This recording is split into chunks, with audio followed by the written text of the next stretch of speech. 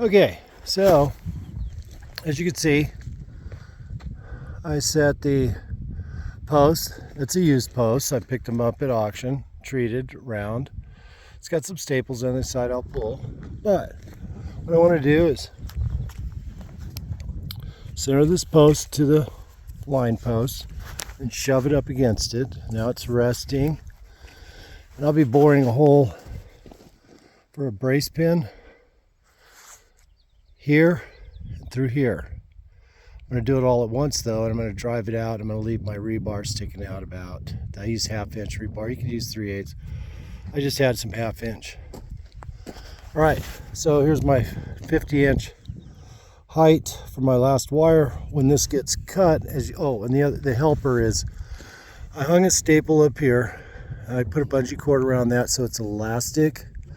Put a bungee cord to the screw that I would temporarily support while I'm drilling. I'll take that screw out, see, and then I'll drill it in at an angle to the end of the new cut post, and that way I can hold it there while I drill the other and drive the pin in. So this bungee cord now is my helper. I took a level, I laid it up there, and now I'm going to get back and show you what it looks like in perspective to the dip and everything. See, that looks nice, and the wires, the lower mark is level. The wire is down on this side here about 4 inches. I've already marked it though in the first stage. So there you go. Now I'm ready to mark and cut that off. So I'm going to take a Sharpie and I'm going to line up 90 degrees to the edge of the post. You see that shadow looks like a good thing to use, but it's actually not the right spot. I want to be right about here, and a little long's fine. Can't hurt with a 1/4 inch because it's just a post. You can just drive it over. We're not building a bed. Okay, now this is going to be a straight cut, so I'll set my chainsaw basically to cut it all the way through, bring it over here, and then wedge it down to this nail or screw that I've got set. You can use a nail. Most ranchers use nails, but I just try and grab what I've got in the bottom of that bucket there. And then I've got some staples, and there's a wood auger.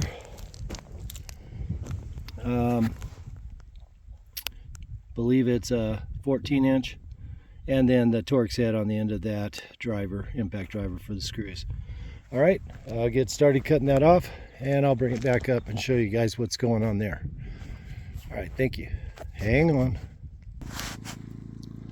Okay, back. I've used the chainsaw and I cut it off at my mark, and there's the 4 feet left. I bought some 12-footers in auction. They were used at a farm. They pulled them out and started a different farming practice. Another thing about horizontal braces is no pieces of wood are perfect unless they went through a mill and S4S plane, sides 4 times, 4 sides plane. These are round posts, so basically they're just peeled trees. So they're going to have some crowns and some wowies and stuff. So if you'll notice, I oriented that so the water will shed, and also it's crowned. Now, you can do it any way you want, but I'm just doing a little ethics. And then, as you can see, I throw the level up, and let me find a good spot. And we're basically level. There's a little taper, so I'm good to go. All right, so now what I'm going to do is take this screw. I'm going to brace it in here with the screw gun. If you guys give me a second, I'll get back into the picture. All right, so what I'm going to do is just diagonally screw.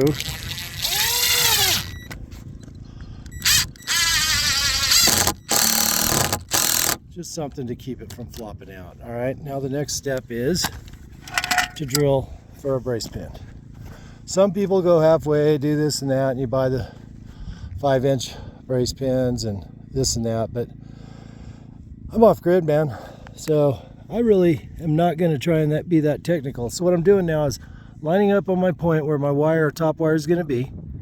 Okay, and now I'm going to rotate around, and I see my point that I'm going to drill halfway. Lining up both. Backing out. I'm going to try a little angle here. There we go. That's nice and straight. Okay, I'm going to take it all the way to the chuck because I want to be deeper than what I cut my brace pin. All right, I'll see if I can do this while I'm drilling. You want to use a wood bit and pull out, come out, pull your wood.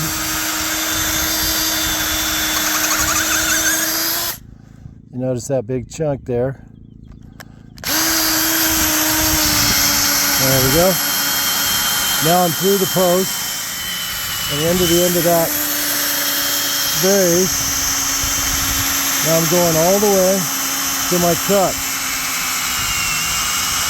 And I'm going to back it out. Now I know my brace pin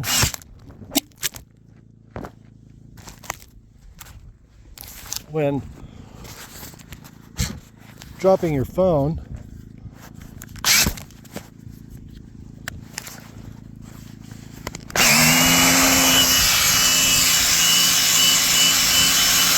all right, I'm on reverse and I'm coming out. I'll bring all the wood with it, and I'll just bring a couple more to kind of clean it out on high.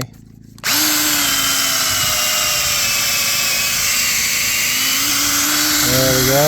A little bit more out. Let me go a little bit further. Okay. And that's going the same direction. No need to reverse, just cleaning the hole. Same thing on this side. I'm going to line up where my wire's at. Right about there, center of that brace pin. I'm going to rotate around, get center of the post, put my finger, say that's the spot. And I've got about 4 inches to work with, so look at my elevation. Looks really a little low. Tip it up a little bit. Okay. And we'll start that process.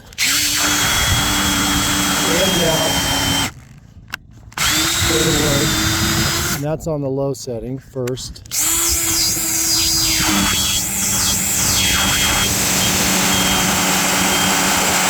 And back out. And back in. Reverse forward. So that that wood bit clears the sawdust. And it'll make it a lot easier for that auger tip to not get plugged up, so it won't pull. There's a screw on the end of that that's pulling the thread along as the spirals of the shank. That's always good for a one-handed hand twister. Hope you got a crack up out of that. I kind of grimaced. Okay, almost there. I'm going to back out, pull the wood. Looks like I'll get it on this one. Pull it out. And to the truck and reverse, but with the forward speed, so I'm bringing that shit. Now I'll go in and reverse and come back on high. Number 2 speed. And back out. That way when I drive that pin in, it doesn't plug the wood all the way. Okay, now for the pin. And, oh, they're right here in the bucket. Okay, so you're probably wondering how you do that. I took a 10-foot rebar, the Home Depot variety, 1/2 inch or number 4 technically. You could spray paint them with Rust-Oleum if you think you're going to live that long to see these pins rust. But I'm going to go with the factor that I'm already too old, and the way I do that is I have a cutoff wheel. Be sure to get a top brand. This is Metabo. You buy the Harbor Freight, they'll just explode. And a generator. Okay, now here's a 10 feet length of rebar, and I'm going to make my brace pins. Now these are to twist the tension wire. And I'll be right back once I get this set up. Thank you. Okay, on the tailgate here, I've got the generator, a little 2000 watt, runs about 13.3 amps, which is adequate for this tool. Now, in order to find out the length of the brace pin, I'm just going to take the bit that I used, excluding the driver tip, start with the shank, and then I'll come back here, and I want to end right at the end of the bit where the red line is, because I want the brace pin to have some room for expansion and contraction. Alright, so you see that line about 1 inch from the chuck of the drill. Alright, that's where I'm cutting. So hang on, see if I can do this. Hopefully you guys can see. Alright, so see my mark, because there's so much rust on these things. And then we've had some rain, so I'm not worried about a grass fire. I'm going to turn it over so the sparks fly.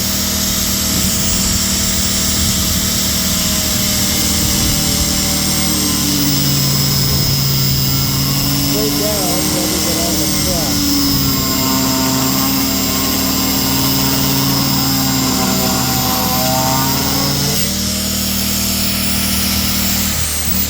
That's one, and I'll line up two. That's going to be right there. Okay, I see it. No, I don't.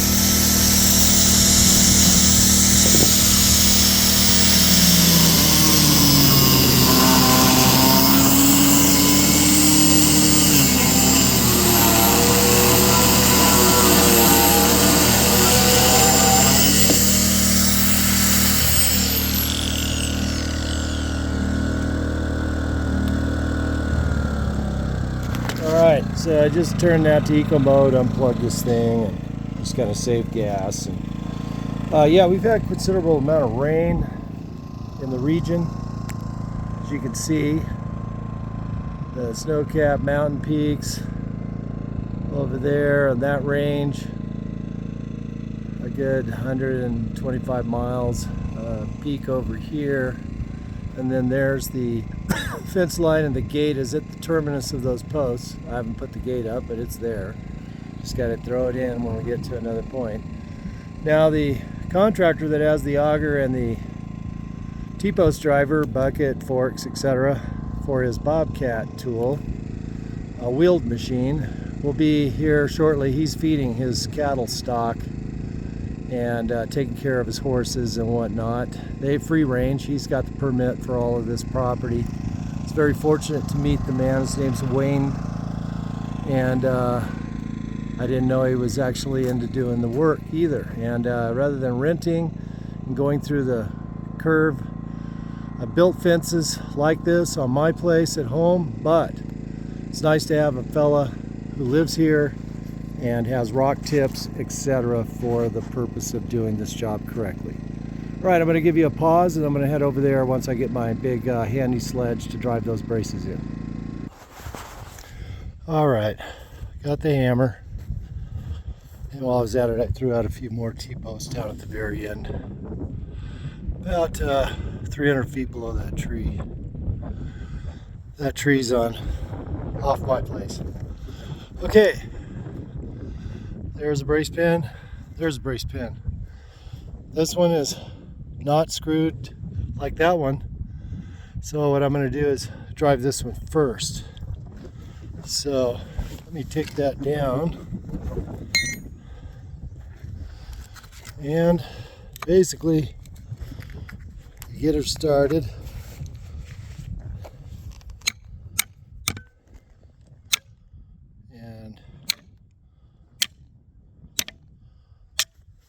Miss and a swing, or swing and a miss. There we go.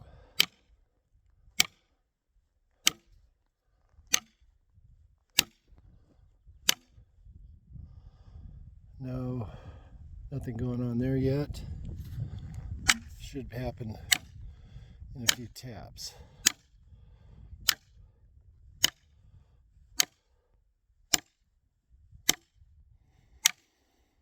All right, now we're in there. So I'm going to drive this in until it's sticking out 1/2 inch, 1 inch, somewhere in that range. That's going to be my anchor point for my brace tension wires from my end post to the line post. And I'm going to do an X system because I can afford to on this deal. There we are. I'm going to go a little further. That should do it. Okay, now we're going to fire it into this one.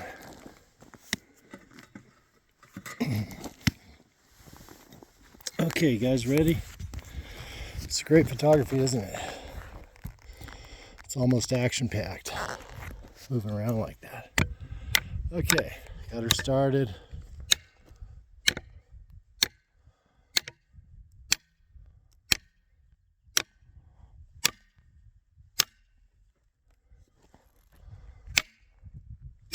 Now, if you were doing just one diagonal, you would drill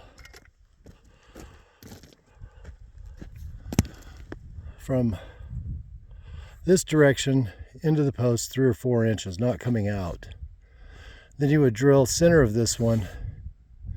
Then you would slip that post onto that brace pin and butt it like you see it here, because you don't need this sticking out.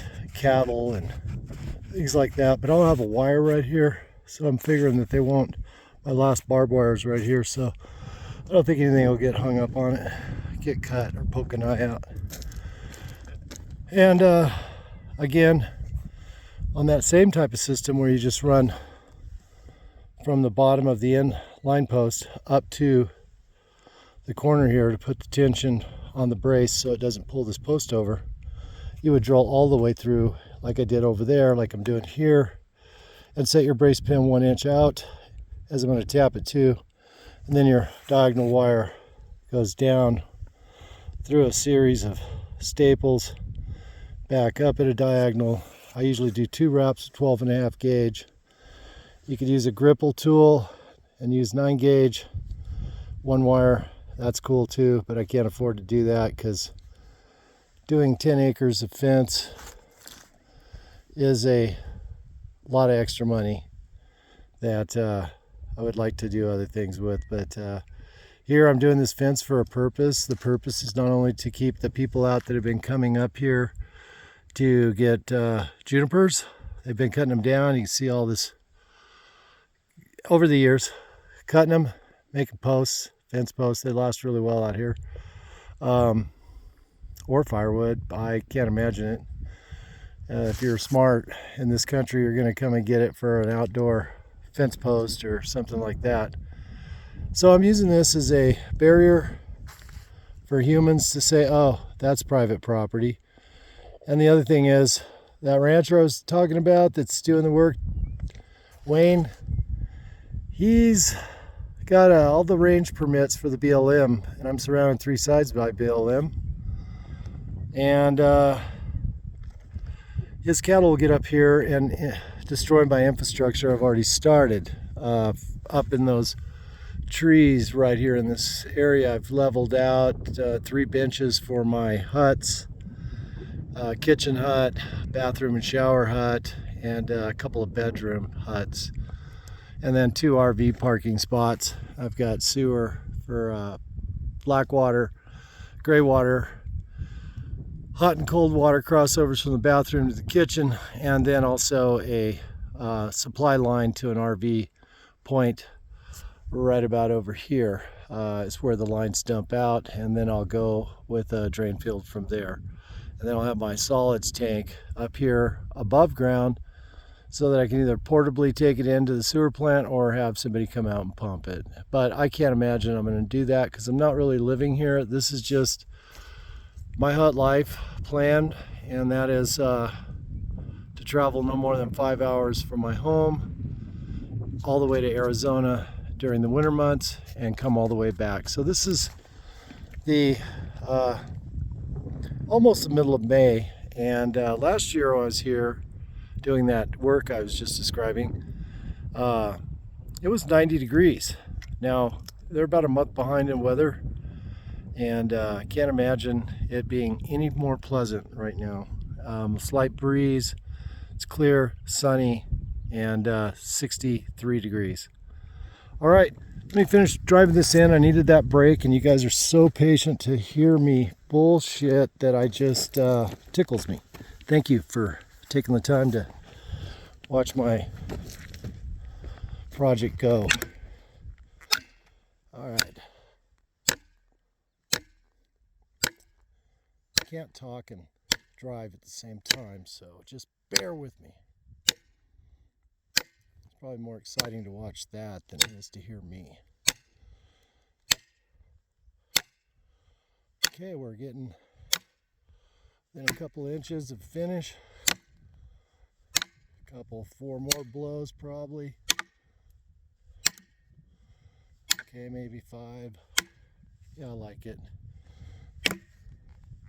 Didn't have to be that protruding.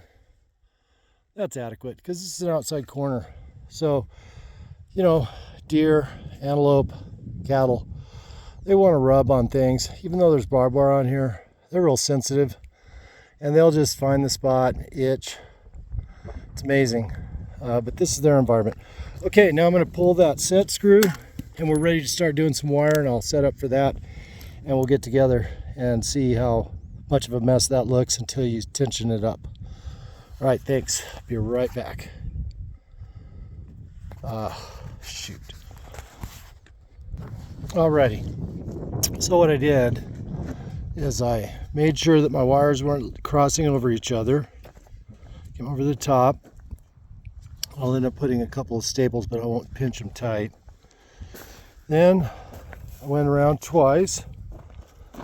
Down here on both ends, I drove a staple down low, and I've made sure those wires, as you can see, are not crossed. Now I'm going to take that piece of rebar. What I like to do is, it's a 2-footer, so I'll center it about the center of the post, come over and say, okay, that's where I'm going to do my wrap. That's going to be the spot. So what I'm going to do is I want this to be on the inside of the fence, tensioning back when it's trying to unravel. So we'll just start right here, approximately 2 feet, and start wrapping. Now, as you can see, my knot system, basically it's a lazy crossover with 5 or 6 wraps, starting to tension up, and all the wires are starting to roll together. And I'm going to keep a little bit more, and then I'm going to go over and put my foot on it and kind of take any extra slack. Now the way you do that is you just lean that up against the post, come over here, and takes a little bit of this memory and allows you to make sure you can get good tension. All right, as you can see, it's starting to get nice and tight. High tensile, this isn't, but high tensile will snap if you get it too tight. So you just want to get it good and snug, and that's pretty good and snug right there. Okay, now we're going to cut off of that roll, do the same thing except go the opposite direction, and we'll end up with our tensioner right here. Okay, I'll be back. Alrighty, folks, I've already wrapped it twice. Come around, and you see how they're crossed over here. So when we start tensioning, that could cut that wire, so I'm going to make it come lay over the top. Alright, I'll go check the bottom. 2 wraps around through. Looks like this is on top. The other one's on bottom, that looks great. Okay, so now we're gonna come over here and we're gonna grab our rebar tensioner and do the same trick just so it looks kind of even when you're standing back. Okay, I'm going to be half the post over here. It's about where that knot is.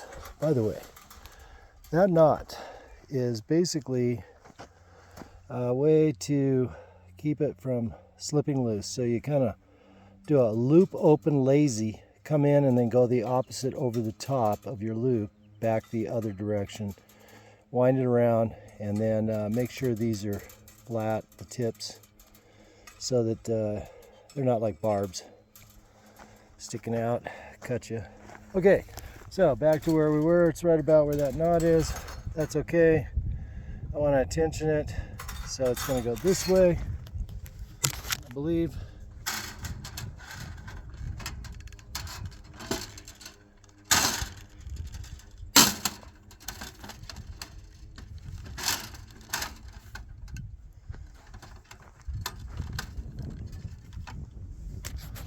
Yeah, that's the correct way. And now I got a little bit of tension. Let that rest on the post, and I'm going to come over here and do the step on it. That's not good. I wrapped that outside that lower tension wire, so that means those staples are going to have to come off of the wire because I'm not taking this loose. And so be careful. There's another common mistake, and that's okay. It's just two staples. In other words, this is pulled really tight right now, and this lower wire, that's our string line. And while we're at it, I'll just walk you down there and take a look at a finished brace. But now that I'm in a halt, because I got to do that, I'm going to go get the quad. It's got a winch on it. I'll hook it up to the end of that loop that we've got on that wire. Put a staple loose so it doesn't lose its position. Then I'll pull those two staples. That way I can turn a winch on, give it a little tension, and I'll do it down here. That way I can come back to where that staple was and pull it and then overlay it and put tension on it again and get it outside of this. All right, let's do that real quick, and then that's the end of building a cattle guard fence from coming up and destroying your man area. Now I've got another spot right in this zone. I was walking up earlier thinking, you know, I could have a little gravel drive up this fence line, and that's fairly level. I mean, once you get a blade in there and push it out, it doesn't have to be a big area. Just enough for a R-pod or maybe a car top tent. Beautiful view.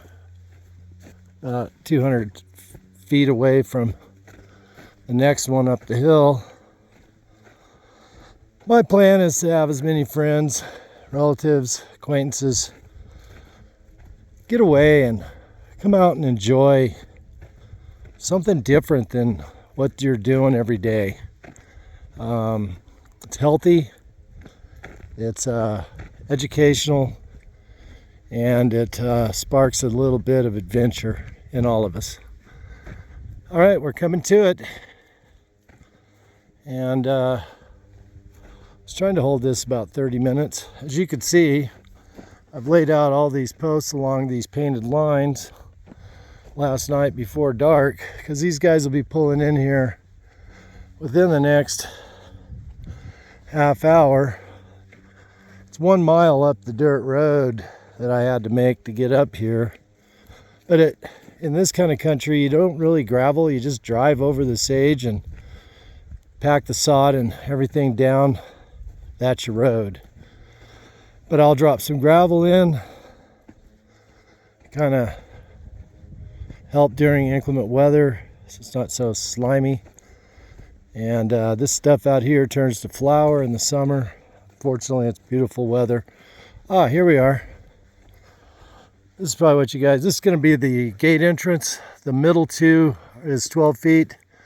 The outer two are 10 foot apart. Those are treated posts from Lost Lake, Oregon that were sold. That board on the ground is around, and I was thinking about doing 5 of those up on either side and creating kind of a ranchy style entrance, 12-foot gate here, and then these are 6 foot up, 4 feet down. Very solid. Okay, so here's the, from here this will be wood across to here, maybe a man gate, I don't know yet. Anyway, there it is. So we're wrapped around, we're stapled on both sides of the post loosely. As you can see, there's a little daylight in there, so you can change it if you have to. Okay, a staple, so it locks it in, but it can be pulled out real easy. And then just a tie wire, so when you do pull that, it doesn't flop. Also, I take and file or grind the edge of this metal so you're not getting cut, and then take the extra staples and just leave on every post. All right, so here it is, very taut, spaced out nicely, over, around, loose staple, same with the bottom, and then there's the X brace, and twist it up, and that is running with the slope of the hill at 40 inches, excuse me, for the top wire, 50 off the ground. So that wire will run along this rail as it goes up that grade. So instead of level in this position, you can see the slope of the hillside and everything. I'm going to follow that with the brace.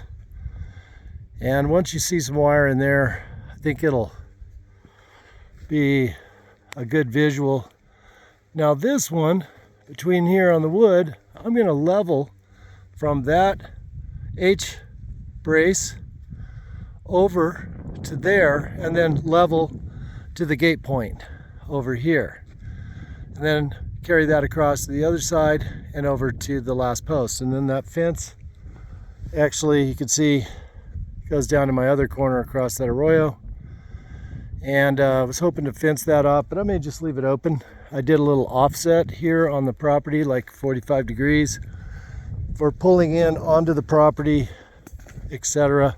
There's a 60-foot easement, so this is about 30 feet easily, and plenty to cover, you know, pulling up and getting off somebody else's road if they ever do anything. And then as you can see, that's inside the survey mark, 1 foot, both directions. That's due south. Then come up here, and there's our line of posts. I'll step out, you can see them, and I'll step back in line, and they all disappear. Okay, so from this last post of the gate series, I'm going to go straight back to right up above. I think the post, top of that post projected 750 feet is where we're going to follow the edge of this knoll, so we're not cutting into that ravine but once. And we've got a bucket, so we'll clean that, backfill so that it's not so abrasive over that first knoll that the driveway climbs. And then we're gonna, that leaves the rest of this property open because I have antelope and deer and cattle that use this to get up into those mountains, and I didn't want to surround them completely out because I'm just a guy that eats out of stores and whatever I can grow or kill. So this is really all I need. That's nature, they take care of it, that's why it looks so good. I'm gonna leave it open for them.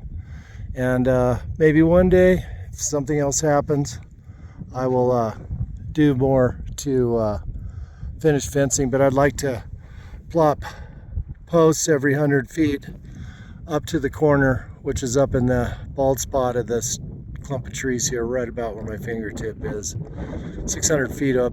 And then there's one off-gridder up here living up on the knoll. They're on 10, and theirs comes down to my line and then goes back over to exactly where the top of that post intersects with that tree right about there, but it's way back behind that tree, 150 yards or feet. And there you have it for today's excitement. Later, while we got the auger out, we'll do a little video on that, not take up too much of your time. That's just something you can rent, or in this case, this rancher does it all the time. He has his own. And T-post driver attachment, it goes on that, and you can see that tool is sitting in his bucket. That's a real nice setup,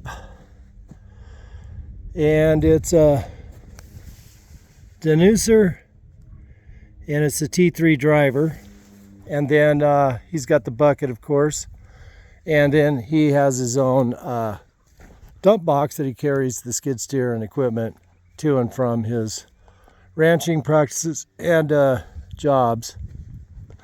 And it's a 14-footer, just perfect for what he's doing. And then that is the way I got it here, because I'm not a rich rancher. And I bought my big posts, 8-footers. We're putting in 38 inches in the ground. I bought these at auction, 50 of them, paid about $5.50 used. They were on a farm. They changed their farm practice, pulled these. And then these long 12s that you see from end to end here, this 12-foot trailer, those were in a apple trellis, apple orchard trellis. They changed that to another type of production pulled these, and I was able to buy those at an auction. And then 1,320 feet of farm guard, 12.5 gauge, 2-barb wire, and galvanized class 1. It's about all I could afford at Home Depot. It was $109 best value right now. I've got the fence wire ties. These go, that's just a bundle of 20, I believe, but they're all rubber band up. Somebody had that job. That would have been an easy job, huh? Anyway, these go around the T-post, hook the wire, and then you use a tool. I've got one in my pocket because I use it to tie those knots. No? Do I? Yeah, I do. Here it is. One of these. What I mean using it to tie the knots is I stick this in and use it as a fulcrum point so that I can use the fence pliers to actually wrap the wire around the tension wire. But this is what you'll use to close those around the barbed wire so that they don't pop loose. And then there's fence ties, and they'll go in between each T-post.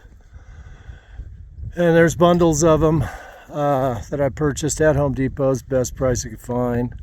I mean, there's all kinds of sales going on here and there, but you know, I've been buying for a year to do this project. I probably got maybe after this trip with the supplies, fuel, paying these guys, I'll probably have somewhere around 6 to 7 grand into fencing 5 acres. But it's a good investment, and it's also delineation. Makes me sovereign on the other side. And you know, if you guys feel like you need to cross my borders, man, I feel sorry for you. But you know, I got a heart, and yeah, you can come on up, huck your little camp up here, and see if you can make it through the Holocaust or the whatever it is. But I probably won't be here because, you know, this is all a dream. You know, I'm not going to be doing any of that gardening or anything like that. I'll sustain my money at farmers markets and local farms that grow vegetables and whatnot. Sure, I'll grow the typical sprouts when I'm up here in the mason jar for the fun of it. But no, I just need my own places so that I don't have to wait for somebody to tell me that they're all booked out, can't have it for this many days, blah, blah, blah. As you can see, I could stay here for, well, till it gets shitty. You know, that's hot and windy and dusty and all that, and that might be tomorrow. But I got to stick it out till Saturday. Today's Wednesday. And we should have the wire up today, and then we'll start drilling the other holes, and we'll all be watching the T-post drivers for a minute. It's really, somebody just holds it on the mark. And I've laid them out when I stacked them in the trailer. As you can see, these are 6'6", so I can have 54 inches of post out, and that red paint mark I put on there at 2 feet. That's how far that's going to be driven into the ground, leaving 54 inches exposed, so that that 50-inch wire basically seats right in this groove, right where my toe's at. Those notches right there allow the fence to be taut up against the flat part of the T. There it is. With the nubbins, the wire gets caught in here and it can't push down with those wire ties you saw go around the backside. That's why they're bent in a U shape, to accommodate the T post. Now this is a heavy 1 3/4, 6'6". I'm 6'6", swear. And they'll go down 2 feet. So I pre-marked them so when the operator's sitting there, he'll drive them on this side of the wire where that orange paint mark is. Right like that, maybe an inch or so, like that. And we'll hold it up straight. He'll start the drive. When he gets to the spade, then it'll pretty much hold itself up, and he'll continue pounding that down to, as you can see, that red line to the ground. And that should keep them about the same tops all the way through. So we'll get to that in another segment of Off-Grid, My Hut Life. And I appreciate you guys sticking around and watching this hilarious videography I do with the right hand. It's not the best, but you guys have a good day out there.